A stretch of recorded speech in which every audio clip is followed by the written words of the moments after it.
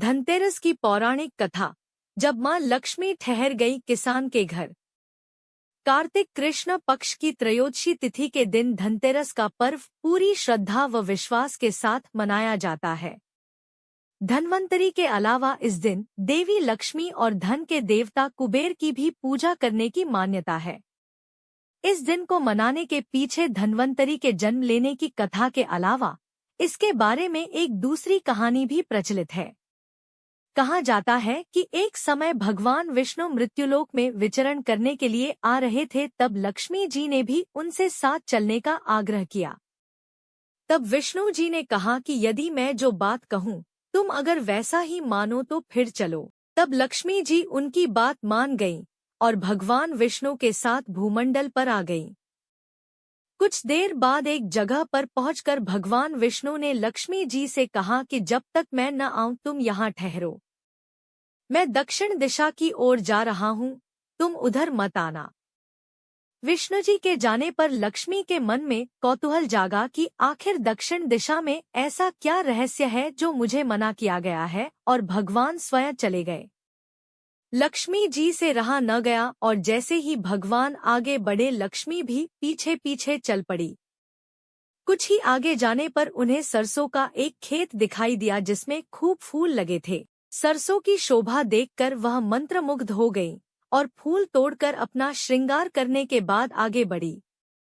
आगे जाने पर एक गन्ने के खेत से लक्ष्मी जी गन्ने तोड़कर रस चूसने लगी। उसी क्षण विष्णु जी आए और यह देख लक्ष्मी जी पर नाराज होकर उन्हें शाप दे दिया कि मैंने तुम्हें इधर आने को मना किया था, पर तुम न मानी और किसान की चोरी का अपराध कर बैठी।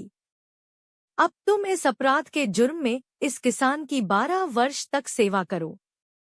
ऐसा कहकर भगवान उन्हें छोड़कर क्षीर सागर चले गए।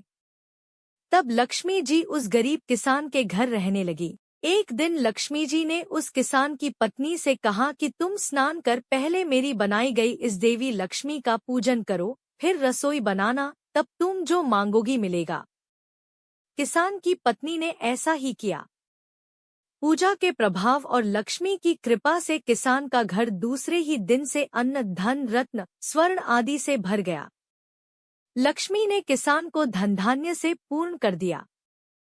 किसान के 12 वर्ष बड़े आनंद से कट गए। फिर 12 वर्ष के बाद लक्ष्मी जी जाने के लिए तैयार हुईं। विष्णु जी लक्ष्मी जी को लेने आए तो किसान ने उन्हें भेजने से इनकार कर दिया। तब भगवान ने किसान से कहा कि इन्हें कौन जाने देता है, यह तो चंचला है, कहीं नहीं ठहरती, इनको बड़े बड़े नहीं रोक सके। इनको मेरा शाप था, इसलिए 12 वर्ष से तुम्हारी सेवा कर रही थी।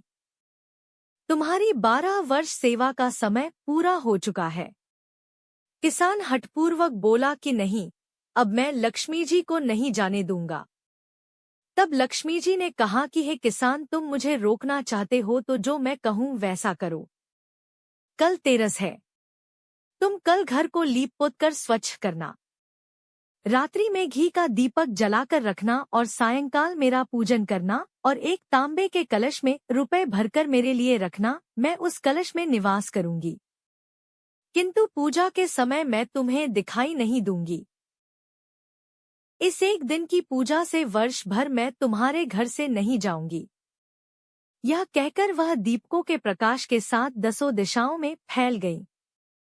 किसान ने लक्ष्मी जी के कथानुसार पूजन किया।